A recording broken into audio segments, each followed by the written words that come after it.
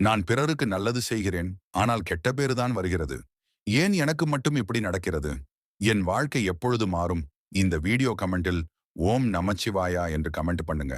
விரைவில் நல்ல செய்தி உங்களை தேடி வரும். இதை கவனமாக கேளுங்கள். எத்தனையோ பேர் என்னை விட குறைவாகவே உழைக்கிறார்கள். ஆனால் அவர்கள் வாழ்வில் நிம்மதி இருக்கிறது. நான் யாரையும் கெடுத்ததில்லை. யாருக்கும் தீமை நினைத்ததில்லை.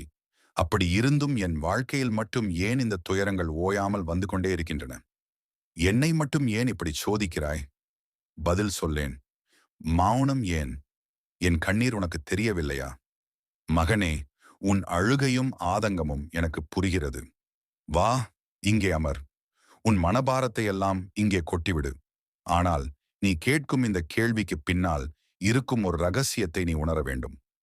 ஒரு சிற்பி ஒரு கல்லை உளியால் செதுக்கும் போது அந்த கல் வலி தாங்க முடியாமல் ஏன் என்னை மட்டும் அடிக்கிறாய் என்று கேட்டால் அந்த சிற்பி என்ன சொல்வான் தெரியுமா?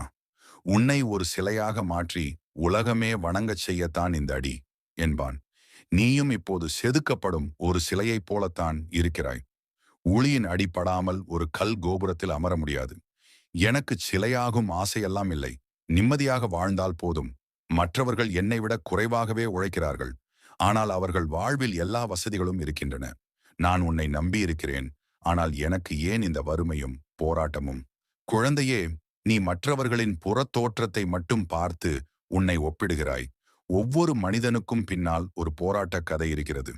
நீ பார்க்கும் அந்த வசதியான மனிதன் ஒருவேளை தீராத நோயால் வாடலாம், அல்லது அமைதியற்ற குடும்பச் சூழலில் இருக்கலாம். கடல் அலைகளை பார். பெரிய அலைகள் கரையை நோக்கி வரும்போது அதிக இரைச்சலோடும் வேகத்தோடும் வரும். ஆனால் அவைதான் கரையில் இருக்கும் அழுக்குகளை சுத்தம் செய்கின்றன. உன் வாழ்வில் வரும் கஷ்டங்கள் உன்னை அழிப்பதற்காக அல்ல, உன்னிடம் இருக்கும் கர்வத்தையும் அறியாமையையும் நீக்கி உன்னை ஒரு முதிர்ந்த மனிதனாக மாற்றுவதற்காகத்தான்.